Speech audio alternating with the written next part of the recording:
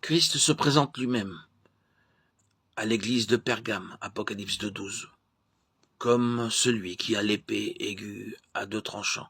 Il dit au verset 13, « Je connais ton travail, où tu demeures.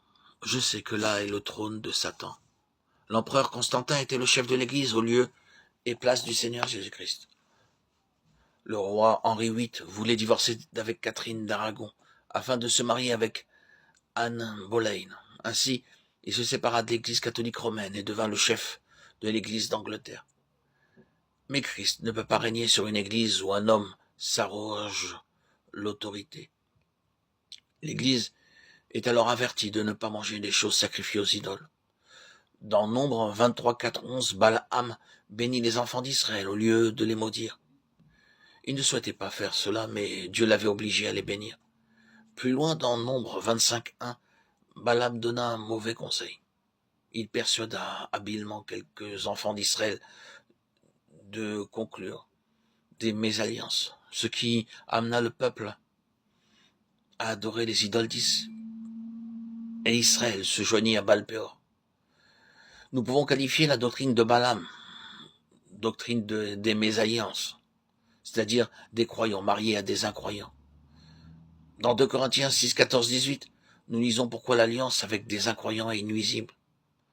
C'est un faux argument de dire « je suis ami avec cette personne » afin de pouvoir la convaincre. C'est une arme puissante du diable pour nous entraîner dans la cécité spirituelle. Un croyant et un incroyant peuvent-ils s'associer pour un travail? Amos 3.3 donne la réponse.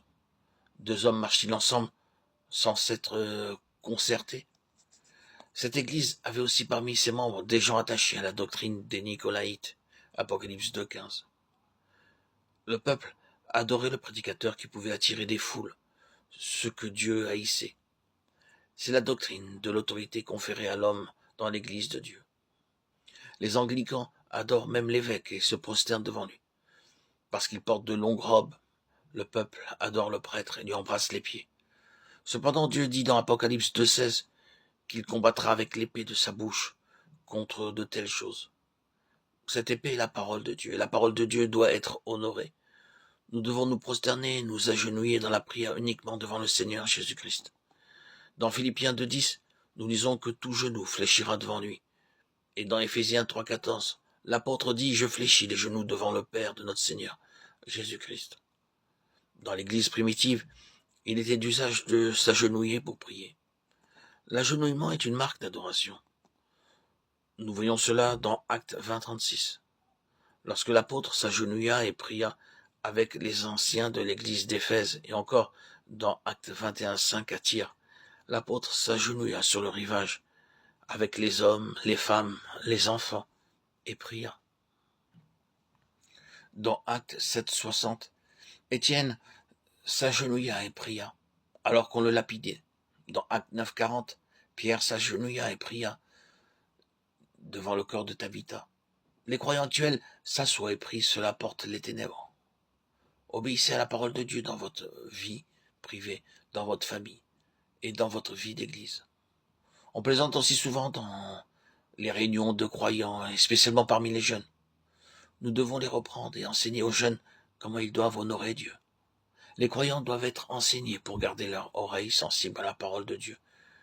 Apocalypse 2.17. Chaque message contient une récompense.